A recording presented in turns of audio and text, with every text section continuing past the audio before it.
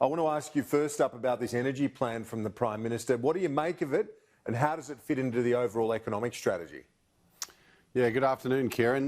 Look, the government's obviously going to use energy as a major lever on the revival of manufacturing and obviously the job creation strategy, which will be a centrepiece of the upcoming budget. I've been putting the politics of energy aside, and you've already discussed the conflicts that could be emerging there. This is critical because, you know, manufacturing is energy intensive. The cost of energy in Australia has gone up considerably in the last 10 years, but most importantly, it's very volatile, the prices, and it's very uncertain. So this sector needs to be dealt with and can be a major kick to the government and to the economy over the next 3 to 5 years. So this is good. The government's focusing on these longer term programs and reforms that, you know, take a 3 to 5 year view on how to really, you know, supercharge the recovery.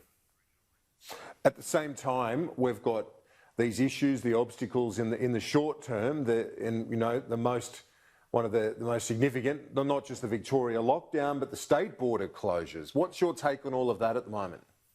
Yeah, so look, the budget's going to be about job making. I think will be the catchphrase, but I think the challenge still remains: how do we get beyond the virus? And obviously, a vaccine and all of that sort of great health outcomes is important, but we may not get that, and we've got to get to this COVID normal ASAP and get the whole country on the same page, because that's only when you can start to get into the recovery mode. So we're still sort of on life support. We're still on JobKeeper. We've still got the elevated job seeker.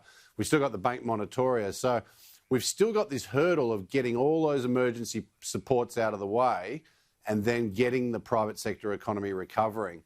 And of course, the borders are a critical part of that. And containing the virus and getting everyone comfortable that they've got their suppression strategy right is a critical part of that. So what are the key things for Treasurer Frydenberg and for the government that they've got to be factoring in ahead of the budget? It seems weird that we're in budget season, but we are September. The budget, of course, delayed to the first week of October, Warren. Yes, it's going to be very unusual having an October budget. So the weather's way too warm for that. But the focus has got to be on how to get the economy into the recovery mode. And that's about how to get JobKeeper out and just finish up with that in March, how to get the bank moratoriums over, but not have the economy weaken. So, you know, there's a lot of challenges still there. They may have to look at some short-term sort of programs, such as the UK used the subsidising, you know, lunches and dinners in London and things like that. I mean, who knows what they'll come up with, but they've got to still provide stimulus for the economy in a very targeted and sharp way. I mean, the big issue for this economy is that we do not want to re-slump. We do not want to start going backwards again. And so they've got to be there ready to support, but not provide too much support that stops the recovery, which, of course, you know, the JobKeeper is a headwind to a recovery. A report done by Deloitte Access Economics, commissioned by ACOS, suggests that if the government were to remove the increased job seeker, or, you know, the old dole, that it would cost the economy more than $30 billion over 2 years. Does that make sense to you?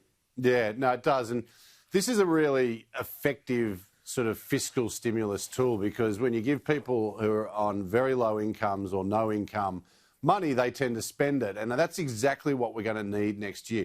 You know, the recovery in this economy next year is all about, you know, trying to get as many of the jobs we've lost this year back, trying to get economic activity as quickly back to where it was. And it's a real foot race. And having that elevated job seeker go right through next year will keep demand in the economy. So the government's planning to step it down, and it's quite a substantial step down from the emergency levels that we've seen, have got now for another few weeks. They're taking $300 a fortnight off it, taking it down to around $800. But it should stay there, I think, until we've really got a firm recovery in place, which may not be 2022 or even beyond. But while unemployment's up around 8-10%, there's a lot of Australians without work. Making sure that their payments are sort of a basic income and are reasonably substantial is a great way to provide demand into the economy, which of course is critical to getting businesses to invest. It's not just an equity measure, is it?